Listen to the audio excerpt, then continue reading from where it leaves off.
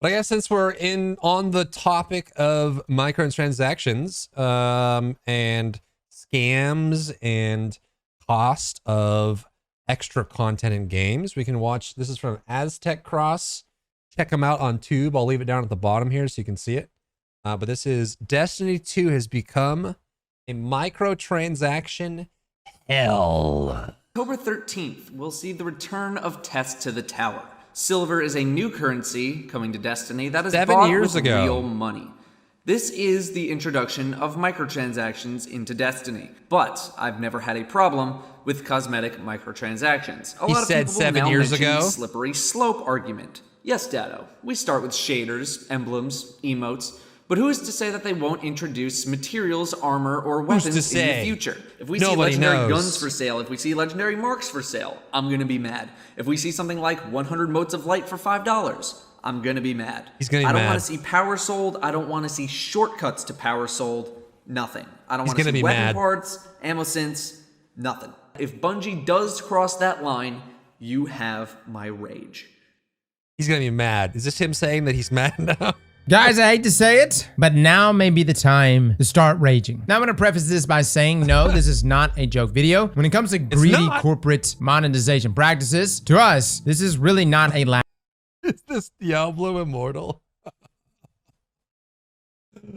Oh my god. Matter. Those clips you just watched are from a 7-year-old video Dado posted in Destiny 1 about a month after the release of The Taken King. And my god, it has aged like fine wine. Today, we're talking about the state of microtransactions inside of Destiny 2. Because over the last several years, and increasingly this past year, we have seen a dramatic increase in monetization for anything and everything Bungie can slap behind a paywall. This includes raising prices, creating new avenues for spending, double dipping into the existing player base, and giving players blatant pay-to-win benefits. Now here are the timestamps on the screen for each topic covered. Free-to-play, confusing pay structure, dungeon keys, season price increase. I haven't played Destiny 2 in a very long time. Probably since Taken King. In this video. This is going to be a long one, so grab your popcorn. So I may not have the same level of experience some of this stuff, but obviously I've worked in free-to-play gaming as a developer, so before you leave a comment criticizing or even defending Bungie, please watch this video in its entirety. We're going to cover a lot of ground today because I want all of us here to have a full perspective on how bad microtransactions have become over the past 7 years. And maybe by the end of this video, when all Bungie schemes are on the table, you will share my concern for what this game may look like 7 years. I tried to play Destiny 2 recently, but the bank wouldn't give me another mortgage loan in the future. Ouch. Free to play. Now, first off, I want to set the record straight. Destiny 2 is not a free-to-play game. It's a free-to-try boom game. It's very important we are all on the same page here because this is the most common. You can smoke an ethereal pipe in Destiny 2. Justification for the use of microtransactions across the industry. And the biggest illusion Bungie tries to spin in their marketing. Microtransactions in real free-to-play content makes perfect sense. If you're not paying to purchase the actual software, then the developers are completely justified in generating revenue using other means. This is a very interesting separation of topic. And this one, I actually don't fully know where I stand on this. I think at a very high conceptual level, it's an interesting way to approach the argument, right? You could say that if life was simple and everything was black and white, you could say there's either premium games that you pay $60 to $100 for, and there's no microtransactions in them, or there's free-to-play games that have microtransactions in them. And if you keep them separate, everything's fine, everything's hunky-dory. Premium games with microtransactions are inherently evil, and free-to-play games that have upfront costs randomly or DLC expansions you have to buy are not free to play anymore, and there's a problem. I'm not sure where I stand on that, and I think in general, game development is getting so expensive that devs are having to get more and more desperate to cross lines they normally wouldn't in general. And I honestly, I'm usually on the side of developers doing what they have to do to make games that I enjoy and I like playing and I'm willing to pay for. So I think that muddies the waters a little bit, but let's see.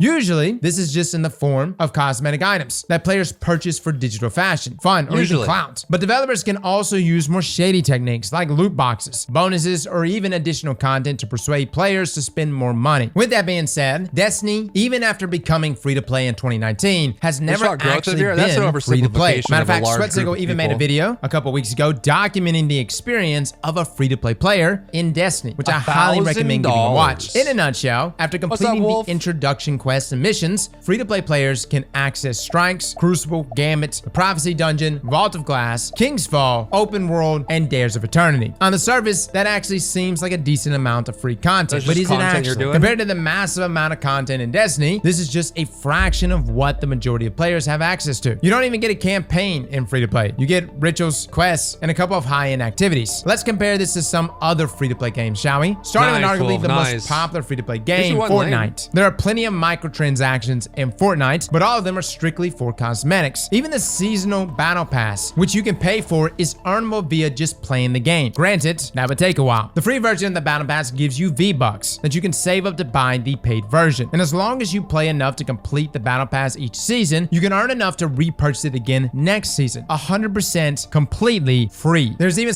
this is such a crazy place to go, right? This is a very crazy place to go. And I think there's definitely some honesty to be had as well, right? Like there's like the ideal situation for games in general. And I would say that like Fortnite definitely, you know, like Fortnite, League of Legends in its prime, you know, stuff like that are kind of bad examples to compare to declining player base. Right? So I'm assuming Destiny 2, I haven't looked at Destiny 2 overall. Like, I don't know if there's going to be like something we can look up there, but in general, right? Like if your game is exceptionally big, generally, if you're looking at like rough numbers, now things may have changed since I was a dev, but this was about what you can expect. If you have a free to play game, 10% of your player base is going to give you money, right? So if you have a game where you have, you know, 1 million CCU every day, most of the day, 10% of that is pretty dang good, right? If you have a game where you have 8,000 CCU most of the day, right? 10% of that, not very good. And so you get to the point where if the cost of development, continued development, is much greater than income, right? Your actual income, your actual revenue, your net revenue for the project. What do you do? Right? So if a game, and it's kind of where things get really weird for people that are you know, serial consumers. They just play games and they don't look at it from the developer standpoint, right? Say if you have a declining player base, a game that isn't being played as much anymore. What would you rather have, right? Would you rather have the game gets shut down or the developers do what they have to do to keep it running? And this is kind of like a, you know, this is a little bit of an extreme argument, but it's something that I think is worth highlighting, right? At a certain point, yes, if you are one of the biggest games in the world and you're free to play, you can be a lot more fair with the items you have in your game because 10% of your players are giving you money. You have most of the players in the world playing games, which means that your revenue is going to be able to pay for your development and production and hosting costs and all of that. If you are a game that's declining or doesn't have a very large player base, the more fair you are with your microtransactions, the less revenue you're making, and eventually you get to a point where the cost of development is way, way more than the money you're taking. So either you need to downsize, stop giving content to that game and releasing updates for it, or shut the game down entirely. So I think there's definitely a distinguishment to have there. And I'm not sure exactly where this guy's going to be going, but in general, I think it's worth highlighting that it's not so cut and dry as it should always be fair. And it's like, well, the fair thing might just be that the game you like is no longer playable anymore, because fair thing is they can't pay to keep the lights on anymore. With some currency left over, you can choose to save or even spend in the shop if you want to buy some cosmetics. Next up, we have Warframe. Yes, I know comparing Destiny and Warframe is kind of a touchy subject, but Warframe is also a free-to-play game. The Nightweave Battle Pass is completely free. The updates are free, and you can earn the paid currency in the game's player-driven market. So now, to be fair, sometimes this is just like a production thing or like, you know, a higher level thing. They just say, hey, we want to make money and here's how we're going to do it. And they force the developers to do it. Or maybe the developers are just misguided or someone on the microtransaction team goes crazy. I'm just saying that it's not so cut and dry as just, you know, be fair and money come. 2 is essentially free. Now, these are just 2 prime examples, and I worked on that one and that one.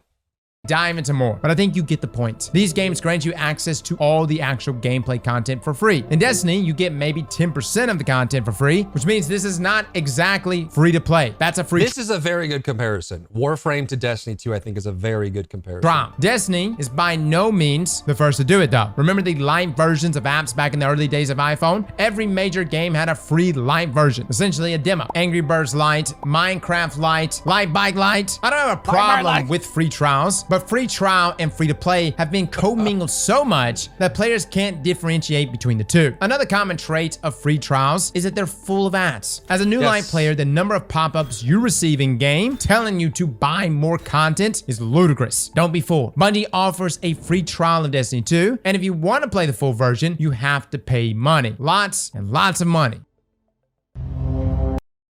That one I would challenge. I think it just depends on what you mean by play the full game, right? Like you can play Lost Ark for free, yes. And you can play it for free forever and you can still see all the content in the game. But you can, I think it comes down to a subjective line on where you want to draw, which sometimes you can do that fair based on the experience you're looking for. But you could say that you can't be competitive without saying money. So if you want to be on the cutting edge, you have to spend money and a certain amount of money is required, right? But I think as a blanket statement, it's a little unfair to say that you can't, like you have to pay a lot of money. Like you have to get the full experience out of Destiny 2, you have to spend $1,000. Confusing pay structures. Now Destiny 2 has a lot of paid content. Oh my God, $414 of DLC. Emote bundle, silver bundle, armory collection, Forsaken pack, Shadowkeep, Beyond Light, the Witch Queen, anniversary pack, Season of the Deep silver bundle. There's a legacy collection for $60, Lightfall plus annual pass $100.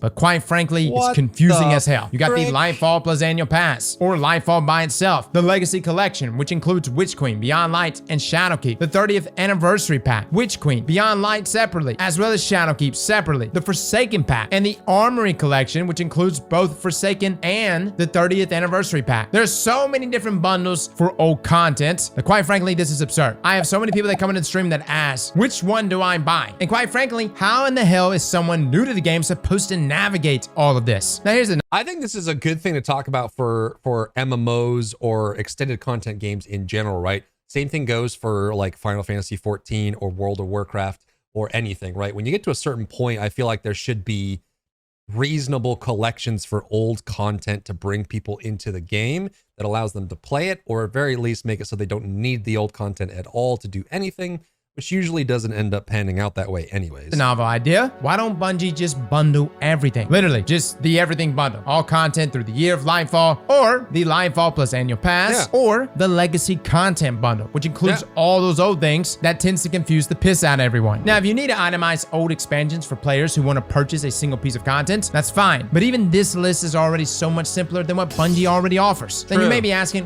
why does this not exist already? Spoiler alert, there's no singular bundle for all of old Destiny content because Bungie refuses to improve the new player experience for the sake of decreased revenue. If they care more about the player base than the extra cash, they would bundle all the old content under one single Legacy content bundle instead of nickel and diming new players. Now, why is the Forsaken pack, a bundle containing a raid, a dungeon, and some exotic weapons and armor still even a thing? Negative. It also used to contain 9 supers for each light subclass as well. And those were added into free-to-play because locking supers behind paywalls was stupid. And what remains is what new players are stupid. Not cheap either. It was like between $20 and $60 for these packs. paying for. Now, why was the 30th anniversary update even a separate paid add-on in the first place? Remember when Bungie updated the game with cool content for free? Some new players might not remember, but the April update in Destiny 1 was a free update to the game that increased light level, added a new story mission, quests, revamps of old strikes, updates to the Prison of Elders, chroma gear for custom armor glows, a new taken set of armor, reprised exotics, and legendary weapons. All of this for free. It was like a mini expansion that we got as a gift from Bungie. Fast forward a year ago, if you didn't pre-order the deluxe edition of Witch Queen, you had to dish out $25 to get access to things like the Grasp of Avarice dungeon, Galahorn, and a bunch of cosmetics. $25 for a dungeon? Yes, there were parts of this update that were free, like Dares of Eternity, which is a completely new activity, and I understand that a lot of developer work went into creating these. But I bring this up to draw a comparison of how things used to be 7 years ago. The reality is, if the 30th anniversary update was released in Destiny 1, we would have received it completely free.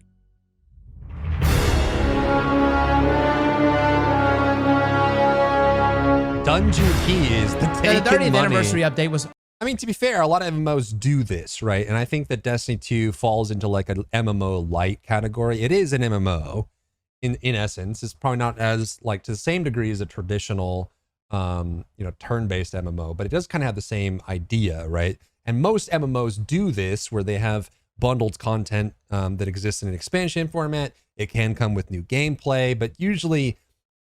I think there's not really a good measure for how much content per dollar needs to be in there. And there's no regulation for that either. So it could just be, I mean, compare like the DLCs in Dead by Daylight, right? You get 1 or 2 characters and a map, and that's like $7 to $10 versus something like this where you get like a dungeon for $25. Also the tipping point that introduced dungeon keys to Destiny 2. These have got to be one of the most divisive double-dipping additions to the game ever made. For those of you who don't know, dungeon keys were added in the Witch Queen. Bungie releases 2 dungeons each year, and if you don't buy the deluxe edition, that being the expansion plus annual pass, you also have to buy these separately. Both dungeons are sold together for 2,000 silver. This is Bungie. This unlocks the dungeon for you? In-game currency, which equates to $20. No longer are dungeons included in seasonal content, which made a lot of us scratch our heads asking, what the hell, Bungie? This only makes paying for content more confusing, and we know it to be a fact from first-hand experience. One of our part-time editors bought Season of the Deep to play the dungeon, and didn't realize Ghost of the Deep was not included in Season of the Deep, meaning he had to go buy the dungeon key after buying the season to play what he actually wanted to play. If one of us can make that mistake, how much easier is it for a new player who has never played Destiny to make that mistake as well? The title for the dungeon trailer on YouTube even suggests that it's included with the Season of the Deep. You will only find out otherwise if you read through Bungie's website or visit the activity directly or visit the last page in the Eververse store. Which means, so what content do you get for buying the season if you don't buy the dungeon? Is that just like all the cosmetics and items that aren't part of the dungeon that are outside of it? Or why do you have to buy 2 things? Like what's mutually exclusive from the dungeon? A battle pass? We know a decent portion of new players you just will can't not play know the new how content to do. without the key?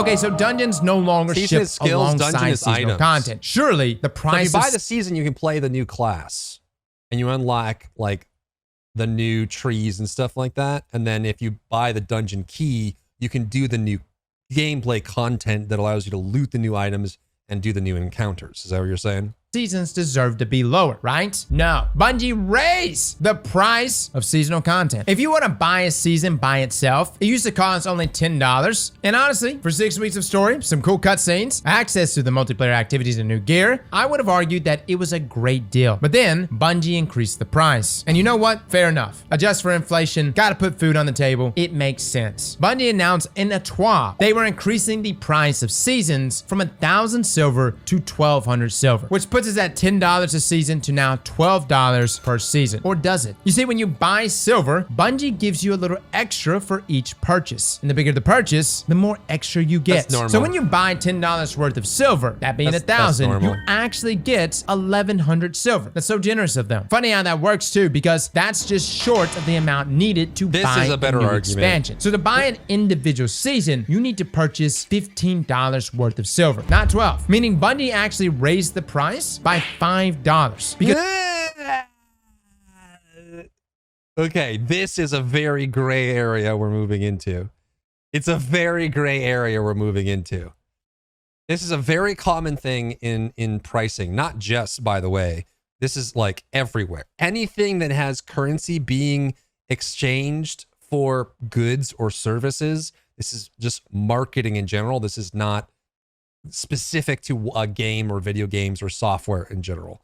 Having the idea that you have different bundles, different things like large popcorn versus small popcorn, getting something on discount with a bonus, having to buy insurance for an item that you get, coming in for Black Friday with one item and then encourage you to get more, putting more snack items in the line that you get as you come in to ring something up at the cashier. All of this is just part of marketing. Now, I think it is kind of, it is somewhat fair. $15 worth of silver, not 12, meaning Bungie actually raised the price by 5. This I don't think is accurate. In a single instance, if you have no premium currency, like you have no hard currency, which is silver in Destiny, then yes, you have to spend over the threshold you would need to get that in order to spend it on there. And part of the encouragement for this kind of microtransaction purpose is to say that then you have, say you buy 1,500 when you only need 1,200, you have 300 left over. That encourages you to buy more so you can kind of fill up to something else. You always have extra there. Now, to be fair, in most other markets and representations, the 300 silver isn't going anywhere. You still have that value. It's a currency exchange for your, legal tender, whatever it is, wherever you live in the world, to the hard currency inside of Destiny 2's ecosystem, their whole market. And you can use those on whatever you want, and that can start to pile up. You can get more and that sort of thing. But I don't think it's a fair statement to say that just because you have to go over a threshold to get more, it doesn't mean that this item is somehow higher price. It just means that if you have none stockpiled, if you're a first-time purchaser, if you're just converting from a free user into a paid user, then yes, this is the price you have to pay, but it doesn't mean that the item itself is $15. It's still $12. So I think that's kind of a gray area to go down there. $5 because you can't buy seasons with real money. This is everywhere. This is everywhere. This is movies, cars, any consumer products, services, airlines, anywhere that you spend money, anything that has the exchange of currency has this exact problem. This is not game developers being evil. Have to buy them with Bungie's tokens. They're fake money. Now I'm surprised too, considering how cluttered the Steam store is already with expansions, which by the way, you can buy with real money. Why not just add each season there too? Make an annual season pack? Hell, folks are already confused. You might as well add it. Something tells me we won't ever see a $12 silver purchase option anytime soon. Luckily, Bungie added the $15 option right before Season of the Deep, and even created a $100 silver purchase option too. So if you want to bankroll their pockets even more, that's a lot easier for you. And guess what? You thought a $5 increase was bad? Let's take a trip down to the Microsoft and Epic Game Store, where there is no $15 silver option. The next highest is $20. You're now paying Bungie double the price for a new season. Guys, that's just borderline. Not really, man. Like, you could buy 2 seasons at once or 3 seasons at once, and then you can use those over time, which means you have to hold on to that currency and spend it. That's the correct argument. It is not accurate to say that you're having to spend $20 to get the season. It just means if you only look at it as a single purchase where you have no money spent and you only care about this season and no other seasons in general, then yes, that is the case. But the same thing goes if I go to like another country and I transfer my currency to another currency and I have leftover currency, except the only difference there is I can't transfer that currency back. Like there's no way to trade that. It's not a fair argument to say that it costs $20 to get it. It just costs you $20 up front. You can't buy 2 seasons at once. Well, you can, right? So if it's 1,200 silver, which means it would be 2,400 silver for 2 seasons or 3,600 for 3 seasons, you can buy the bigger packs. And then when the next season comes around, you can use the leftover silver to buy the next season. That is possible. Whether or not that you would like that to be the case or not, or whether it should be the case is a different argument. But to say that you have to spend, like that the season costs $20 is not accurate. That is completely false. Since I cannot get the season with spending $15.20 for a single season and a single purchase, yes, that is true. And I think that's the specific argument, is to say that if I have not spent anything before and I want to get this season and only this season, I have to spend more than what is required in order to get the season itself. And that is where the heart of the argument is. If I only intend to play one season, why are you making me spend more than the season for things that I may or may not buy with that extra currency when I can just buy the season itself? And that is the correct argument to say.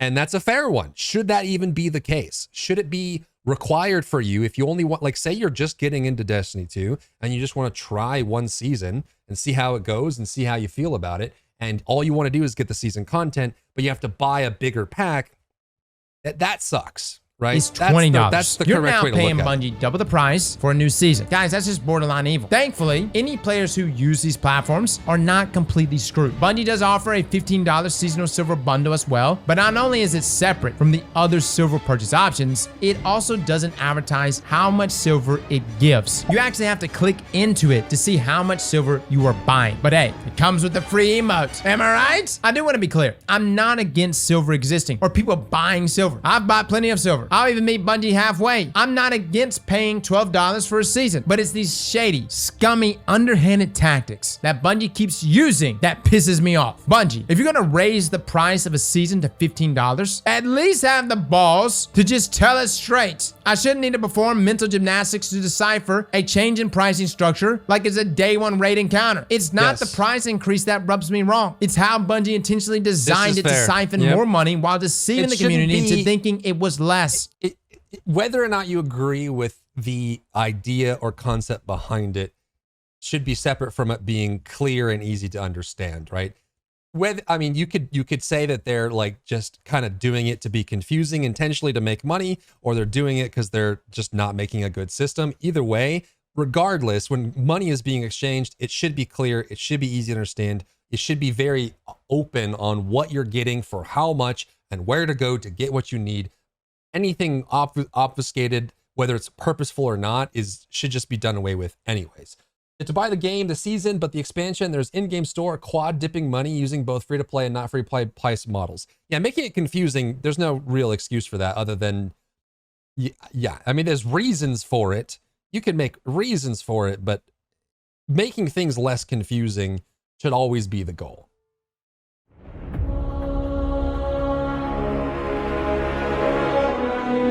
Must flee the moon is video red. has been pretty tame up until now. That's all going to change when we talk about seasonal events and event cards. Event cards are the singular worst paid item ever added to Destiny. Last year, Bungie had the idea to add event cards to Destiny. These are filled with event challenges that grant you materials, event cosmetics, weapons, etc. This card was introduced as Bungie's solution to simplify in-game events, making it easier for players to reference what they needed to do to earn more rewards and complete the event time. This solution, plaster a giant pay to unlock button on the front of the event card to earn more rewards. You heard me right. You have to pay 1,000 silver, $10 for the privilege of completing challenges so you can earn these extra rewards. It's essentially a mini battle pass that is already inside of a seasonal battle pass model. If you don't complete the challenges, you don't get any rewards. And even worse, players often don't know that it only gives you 4 cosmetics. All the others on the card are free. This microtransaction is positioned strategically where all players interact with event challenges, because if you don't buy it immediately, Bungie wants you to stare at it for 3 weeks while you finish all your other challenges, slowly seducing you to part with $10 for a couple extra cosmetics. But Cross, I think that's fine. It's only cosmetics. What's the big deal? That is the big deal. Events in Destiny 2 are only about cosmetics, and over 90% of the cosmetics you have to pay for. Surprise! Just like dungeons, seasonal events are not included in your seasonal pass purchase. You want to know why everyone thinks events are boring? It's because they are rehashed every year and they I think the constant alert is fine. Maybe it's the developer in me, but I think, yeah. I think if you're gonna play, it depends, right, on how far down that rabbit hole they go. But in general, I think if you're gonna play a free-to-play game that has purchase options and you have to kind of dodge the purchase options, that's kind of up to you, right? Like, you know, telling people not to advertise on their storefront or end caps in a store. I don't know. There's a degree to it, but I don't think it's fair to expect developers to allow you to dismiss their call to action to make revenue once and never ever see it again. I think there's 2 extremes of that, and I think having to click out of it every now and then. I think it's the fair choice that some developers do, which I think is probably the right choice, is don't show this to me again today, right? For a time period, right? If I close it that day for the next 24 hours, don't annoy me with this. But I don't think it's fair to say that you should be able to dismiss it once and never, ever see it again. Revolve around spending money. Every new armor set, $10. New emotes, $10. Ghost shells, ghost projections, finishers, the list goes on. Money, money, money. It's so bad that Festival of the Lost has eternally been dubbed Festival of the Cost. Why would I want to participate in events where I get one gun and have nothing else meaningful to work towards? Normally, I have zero problem with paying for cosmetics because cosmetics are just the extra cherry on top. I already pay for my content, and if I want to spend a little more, that's my choice. The problem with events is the cosmetics are the content. It's all over the marketing. It's in the silver shop. It's on my event challenge car. Events became unfun a long time ago because the content came second to the cosmetics. Yes, it is possible for cosmetic microtransactions to ruin video games. Just look at Halo Infinite. Part of the reason why it was received so poorly, beside the lack of co-op and mediocre campaign, was because all avenues of customization were locked behind paywalls. This was always one of Halo's greatest strengths. The Master Chief Collection on Steam still has free live service seasonal content. You purchase the game once, get to play some of the best games ever made by Bungie and 343, and visual progression is alive and well, unhindered by microtransaction hell. Best $40 I've ever spent. Even less when it goes on sale. Events have become just another way, though, to squeeze more money and double dip into the player base in preparation for the next season, and it just keeps getting worse. Is Bungie in the moral wrong for promoting more cosmetics during an event? No. Do I have the right to call events in Destiny boring and being mid as hell because there is little to no loot tied to them that you can actually earn? Yes, we do have that right. And because events are quote-unquote free to all players, there is zero monetary incentive for Bungie to spend time on anything more than creating the most attractive Destiny shopping mall for 3 weeks. I would love for Bungie to prove me wrong on this one because I like the idea of events. They're supposed to be fun, but there's nothing fun to do during those 3 weeks unless you like spending more money. The way you fix events in Destiny is by investing in the player experience. Supremacy during Guardian games is a great first step, but that existed as a base game mode in Destiny 1. So we really can't give brownie points. These 3-week events show up in Destiny 2. If you don't buy them, there's no new activity for you to do at all. There's no way for you to engage in the new content. Here for something Bungie gave back to us from 6 years ago. Provide players who don't want to spend money, meaningful gameplay, or rewards for their time, and then we'll revisit this topic. Eververse. Now this next gripe is more of a PSA. Do I have anything against paid cosmetics existing in Destiny? No, I don't know if you've been paying attention, but the cost for everything in Eververse store is insane. $15 per armor set. Exotic emotes can get as high as $12. That's nothing, dude.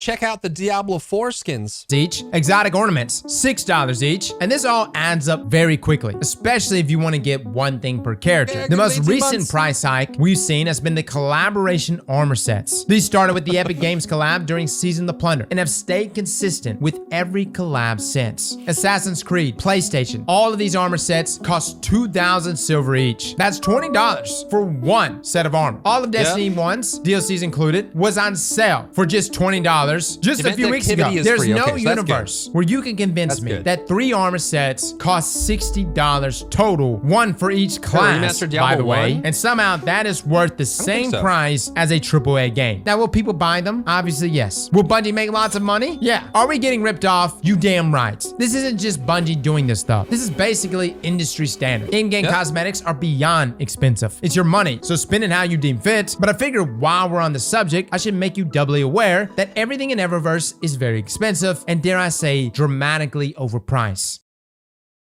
Honestly, like some of these, I mean, I haven't played recent Destiny, so like I don't know exactly how bad these are. I should make you doubly aware that everything in Eververse, these prices are the worst in the industry right now.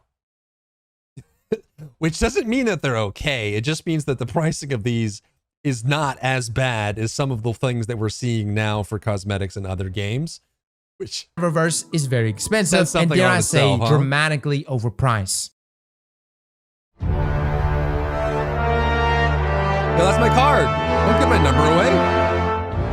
Now, Bungie is constantly devising methods to make you spend more money in-game, whether you're a hardcore player or even free-to-play. The constant scheming never ends. In addition to everything we've previously mentioned, this season, Bungie added an Eververse recommended tab to the store, so you can find offers made just for you more easily. Earlier this year, Bungie added the ability to purchase weapon ornaments on actual weapons in-game. Now, I will admit, this is convenient if you want to view what your flashy exotic would look like with the new paint job. But this is also an obvious play to reduce the distance between the player and the purchase button. You cannot preview armor ornaments with shaders before you buy them. You have to purchase the armor, then you can see if that matches your look. If any of you remember, shaders used to cost 40 Bright Dust from Eververse. And if you're unfamiliar with Bright Dust, it's an in-game currency that you can't buy, but you can only spend on specific items in the Eververse store. It's designed to keep players engaged with the store, even if they haven't spent any money, in the hopes that they will spend money in the future. Anyway,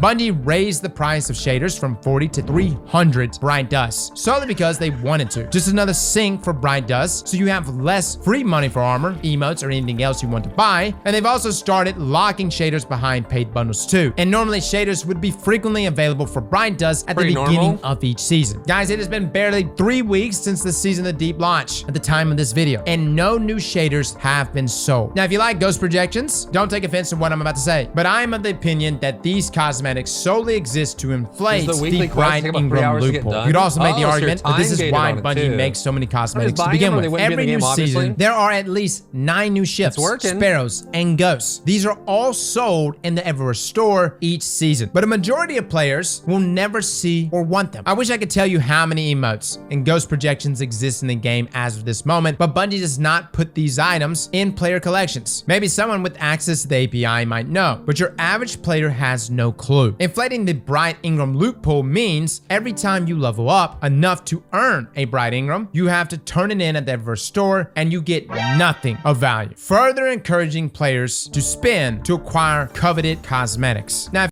a Bright Ingram, you have to turn it in at the Eververse store and you get Waymaker? So he doesn't even say what you get. He just tells you it's not of value, but nothing of value. Further encouraging you players. Get a vehicle? Is that bad? I mean, you're not getting nothing. To spend to acquire coveted cosmetics. Now, if you're a New Life player, when you visit Shawhan to pick up your first quests and bounties, you are greeted with an exotic in his inventory. Except you can't collect this exotic. It's a short quest that you can only pick up after buying the most recent expansion. This year, it's Arbalest and requires you to buy Linefall. Last year, it was Sweet Business and requires you to buy the Witch Queen. No idea if Bungie removes these weapons from the loot pool for New Lights or just pretends like they are part of the new expansion content, even though both of these weapons clearly belong in free-to-play given their age. Either way, shame on you, Bungie. Not only is this baiting players who haven't even played the game yet to spend money on an expansion, but you're doing it with content that has no business being tied to these new expansions. A lot of bad items in the saturated pool, so on average you never get anything good. Yeah, I mean, well, not getting something you don't like or getting something of low value is I would say distinct from not getting anything at all. But I think if you're going to give someone a duplicate of something they already have, there should always be a way to convert that into something valuable. Typically in games that do that, they give you a currency for duplicates and you can spend that currency on things that you like, but giving you a duplicate of something you already have is effectively giving you nothing, and there should be some kind of safety net for that in that case. Now, what if I told you Destiny has now approached pay to win? Now, some of you may say that will never happen. Others of you may say it happened a long time. Either you get duplicates and those give you currency that you can spend or convert into something useful, or you don't get duplicates at all. I think those are pretty much the only 2 options that you have. There should never be a point where you get duplicates and you get nothing for it. However, this season, definitively without a shadow of a doubt, especially when it comes to spending real money. In-game currency, there's probably a little leeway there that you've farmed, but if you spend real money and you get a duplicate that doesn't convert to anything, that's a huge problem. Has now pushed Destiny 2 into pay-to-win territory. Let me explain. In the past, we've brought up issues like character boosting. Essentially, you can pay $20 to skip the Destiny campaign and start unlocking your sub. Very common in MMOs, and I think this is there's definitely some conversations to have on whether it prepares people properly for endgame group content, so that people that don't play the game all the way up to max level and learn everything and expose themselves to the systems and learn how to play their character. If they just come in and buy and boost and they become less useful in the end game, that's a very real problem. But I think there also is room for people that, like, you have people that spend more time on leisure and have less money to spend, and so they use their time as their currency. And you have people that spend more time working with less time on leisure, so they have less leisure time but more, disposable income. And so I think that both those people should be able to enjoy games as far as possible within reason. And so the people that don't have as much time but they have the money, I think there is room for people to be able to pay for convenience or pay to progress, as long as it doesn't inherently hurt the ecosystem of the players playing together, right? If it's inherently harmful, that's a different discussion. Or if you can pay to be stronger than someone, that's more pay to win. But I think that pay for progression or pay for convenience has its place, especially in a world where you want as many people to be able to play and enjoy the game as possible. Class and getting a head start on other content. I would make the argument that this is pay to win. In fact, we have made that argument in the past, and at the time, it was a pretty controversial subject. Another hot topic is expansion pre-order early exotic access. If you bought the Lightfall Deluxe Edition early... Wait, if you pre-order, you can get the new items before it even releases? Okay, that's toxic. You unlocked Quicksilver Storm months before the Lightfall expansion was even released. Toxic. People who bought the base version of Lightfall had to wait until Season the Deep to use this exotic, which is literally over half a year total in waiting. Now, we thought that the weapon was pretty good in PvP. Toxic. We called it pay to win. More people agreed, but yet again, controversial. The problem is, many people are reluctant to call Destiny a pay to win game. This hesitancy stems from one question. What is considered winning in Destiny? If you don't know what winning even means, then can you even win in Destiny? Let's try and break it down. What if we classify winning in Destiny as achieving certain in-game goals? Going flawless, completing a dungeon, raid, or nightfall. All of these could be considered winning because they are difficult challenges, and they reward the players who complete them with great loot. Actually, I believe we just found our answer. Winning in Destiny 2 means getting great loot. Whether it's armor or weapons, great loot is the reason why people play this game. Strip everything else away, at its core, people play Destiny so they can earn loot and use that loot to complete harder content or enhance the content they already play, earning more great loot in the process. Owning better loot objectively gives you an advantage over other players in game. Need I mention the Immortal and Trials of Osiris or Gallahorn at multiple points in Destiny's sandbox? That's why it's called a looter shooter. Loot isn't everything Destiny has to offer, but it affects every aspect of the gameplay experience. With that in mind, we can now assign a definition of pay to win in Destiny 2. Destiny 2 is pay to win when an unfair advantage in obtaining great loot is only accessible to players who spend more money than what is essential to play Destiny 2. If you have a better definition, I would love to read your suggestions in the comments below. But as of this moment, I believe this statement encapsulates pay to win in the context of Destiny 2 or any looter shooter quite well. All right, Cross, we get it. What's your point? Over the years, Bungie has been inching closer and closer to this pay to win line. And as of Season 21, Season the Deep, they finally crossed it. Bungie opened the floodgates and are now allowing people to buy max rank for the entire season pass on day 1 of the new season. And you may be thinking, really, Cross? The season pass is not even pay to win. Is that right? Let's take a look, shall we?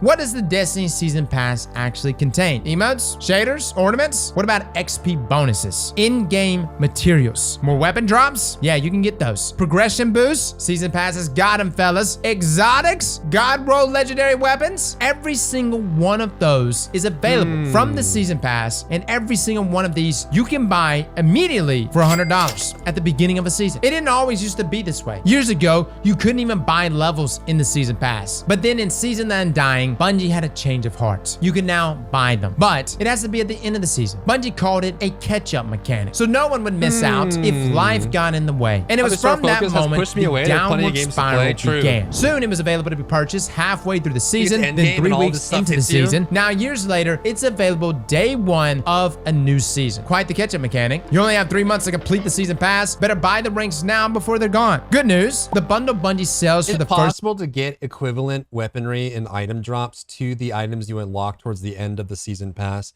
without buying the season pass? Like, is there actual in-game loot that you could put time in and farm that would be equivalent? It's just a matter of getting it sooner. First season pass plus first 10 ranks also went up in price. And even better news, they'll be evaluating new approaches to post-launch content in the year of Final Shape, which is corporate code for another price increase to $15 next year. It all makes sense now. Why do you think Bungie added that $100 silver purchase option in Steam while simultaneously offering a new fully ranked season pass for $100? Seems awfully convenient that both these new features shipped at the same time. You know what else is strangely convenience?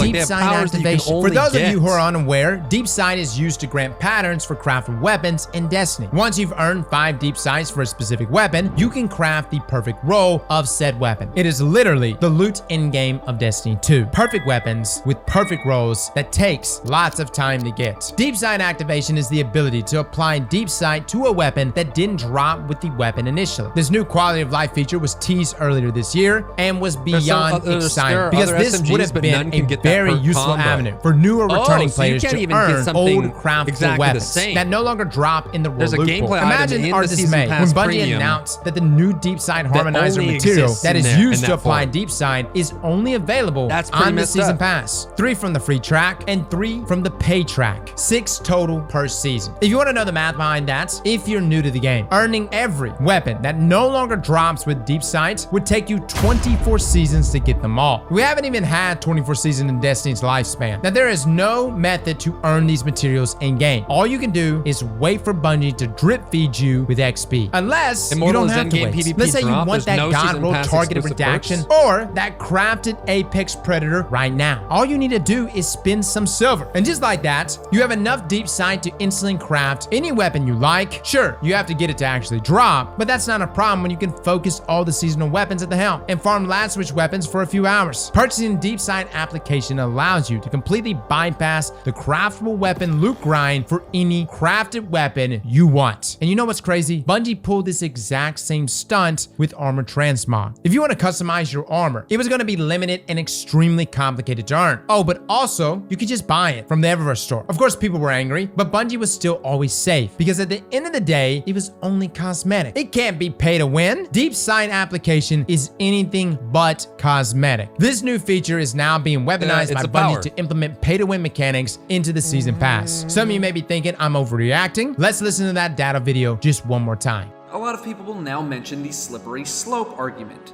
Yes, Dado, we start with shaders, emblems, emotes, but who is to say that they won't introduce materials, armor, or weapons in the future? If we see legendary guns for sale, if we see legendary marks for sale, I'm gonna be mad. If we see something like 100 motes of light for $5, I'm gonna be mad. He's mad. I don't wanna see power sold, I don't wanna see shortcuts to power sold, nothing.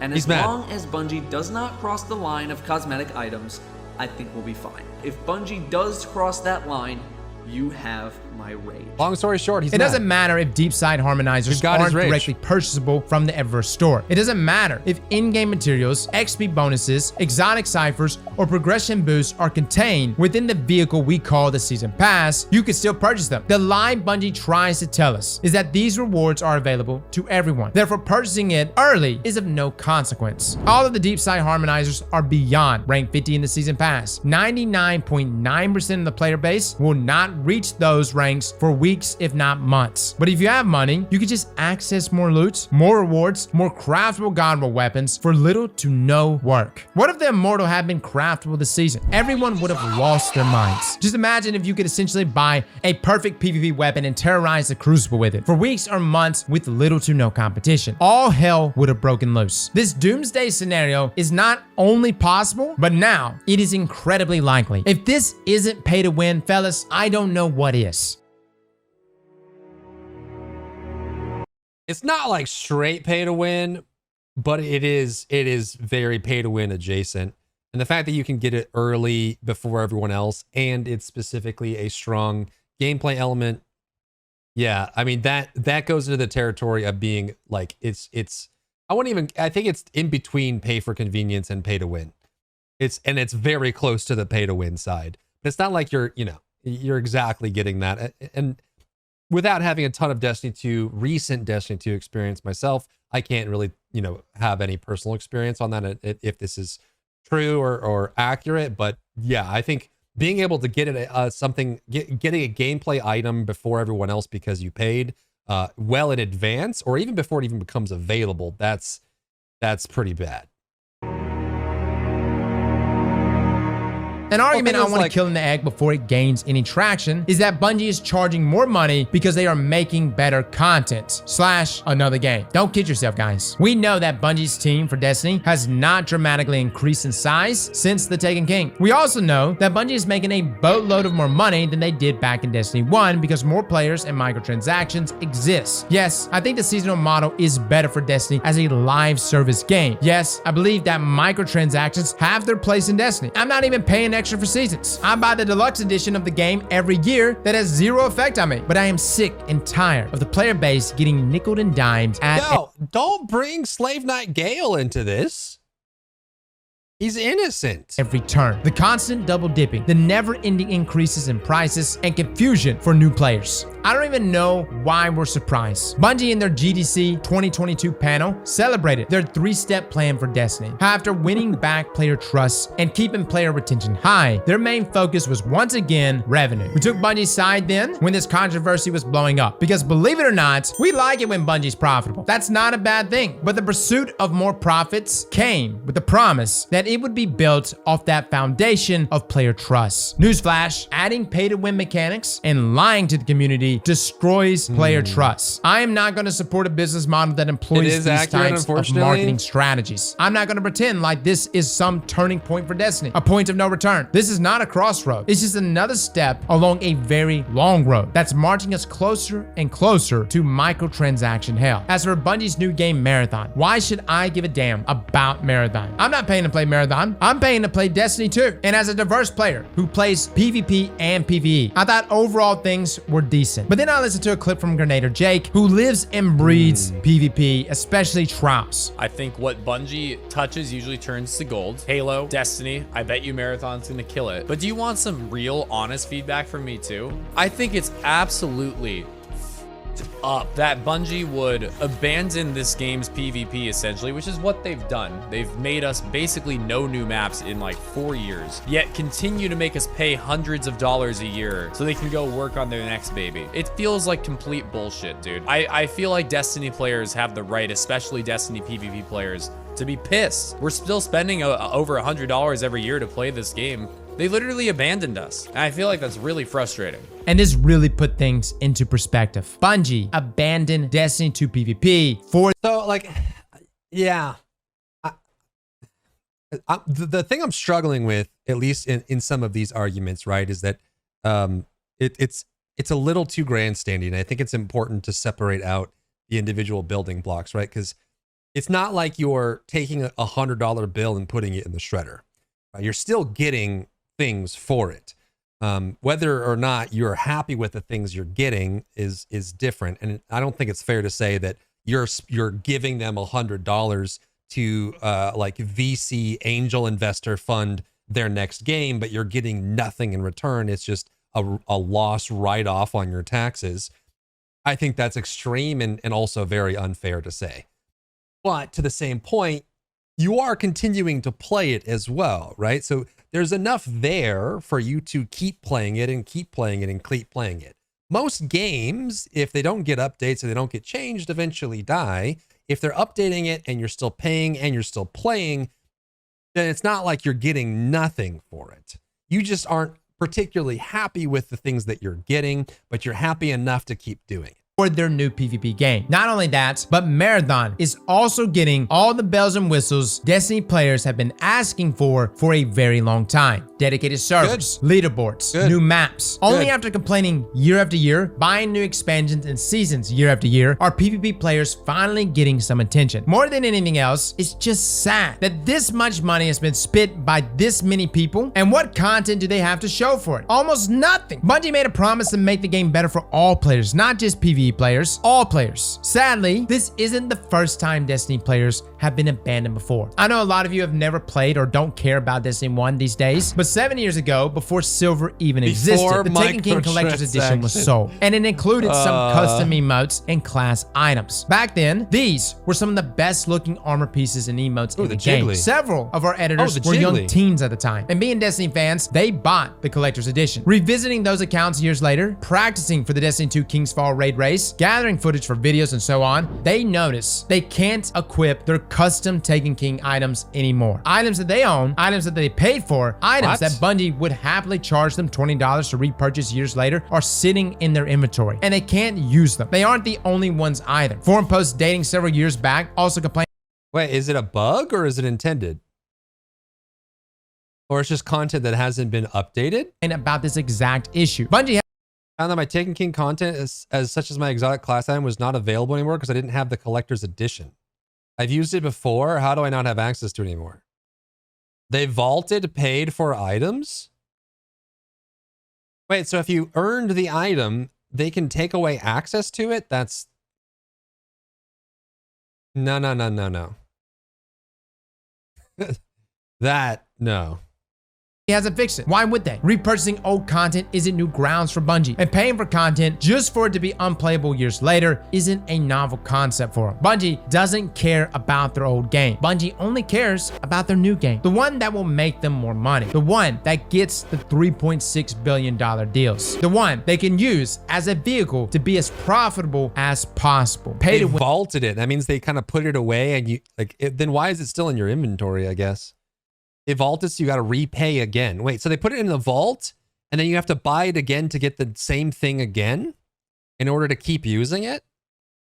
No, I think that line should never be crossed in any form. If you pay for something and you get it, you spent money for it, you should be able to keep it forever, unless that thing is like not available for anyone, right? Like if you bought something for an item and then they got rid of emotes in general and the emote system was shut down. And obviously you're not going to have access to your emotes, but it's not because they took your item away, they took the system away, and that happens. But to say that, but if you bought something and then they take it away because the system changed and they didn't make you whole, like you always have to make players whole, especially when it comes to money they've already spent. Win or otherwise. That's everything. That's all I got, guys. This isn't a Bungie strike. This isn't me disowning Destiny for the rest of my life. Frankly, that will accomplish nothing. As a wise man once said, every gaming boycott is 1 3-minute cinematic from being over. The final shape, Destiny's climax, is on the horizon. Microtransactions will not kill Destiny. Destiny is not on the verge of collapse. It's in fact the opposite. Destiny is making more money than ever. But if they vaulted it, meaning you can't have it, then do you have to rebuy the new one to get it again and you can get it? They didn't just give you the new item version, or no one gets to use it, period, because it got sunsetted. Before. It has more players than ever before, and I love that. But the terrible truth is, this success gives even more credence to these business practices. It affirms greedy behavior, and it gives Bungie a giant... was it was too file intensive, and then they brought it back with a price anyways. Did they change it? Like, was it reskinned and facelifted, or was it literally the same exact thing, just sold back to you again? Green light to invent new ways to take our money and devalue the player. I remember the days when you walked into a store and bought a game, and now more than ever, I find myself diving into a game and finding a store. A long time ago, when Bungie was beneath the corporate umbrella of Activision, we saw the senseless greed, the half-baked products, and we rejoiced when Bungie went solo. Little did we know, we were going out of the frying pan and into the fire. Bungie in some ways is worse than Activision ever was. If you take anything from this video, I want you to think about everything we discussed, all the actions Bungie has taken objectively, and decide for yourself, where do I draw the line? How far? Thanks, Aztec. Yo, that was dope. I actually haven't watched his content before, but that was very well put together and very well edited as well. That was really good. Go check him out on YouTube, Aztec Cross. Wild. If you enjoyed yourself today, leave a like down below. You can support me and my work on Patreon and view Patreon exclusive content, link in the description. Thank you so much for tuning in, and I'll see you in the next one.